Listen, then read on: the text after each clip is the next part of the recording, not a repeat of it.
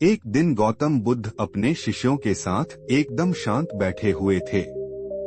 उन्हें इस प्रकार बैठे हुए देख शिष्य चिंतित हुए कि कहीं वह अस्वस्थ तो नहीं है।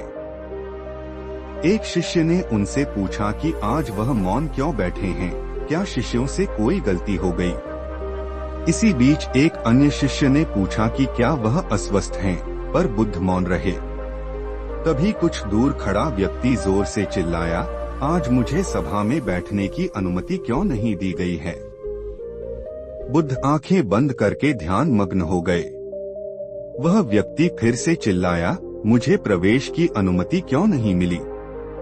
इसी बीच एक उदार शिष्य ने उसका पक्ष लेते हुए कहा कि उसे सभा में आने की अनुमति प्रदान की जाए। बुद्ध ने आंखें खोली और बोले, नहीं, वह अछूत है, उसे आज्ञा नहीं दी जा सकती।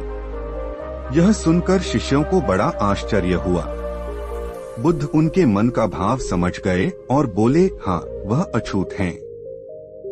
इस पर कई शिष्य बोले, हमारे आश्रम में जात पात का कोई भेद ही नहीं, फिर वह अछूत कैसे हो गया? तब बुद्ध ने समझाया, आज वह क्रोधित होकर आया है। क्रोध से जीवन की एकाग्रता भंग होती है।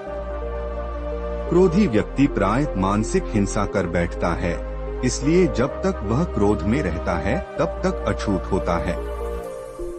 इसलिए उसे कुछ समय एकांत में खड़े रहना चाहिए। क्रोधित शिष्य भी बुद्ध की बातें सुन रहा था।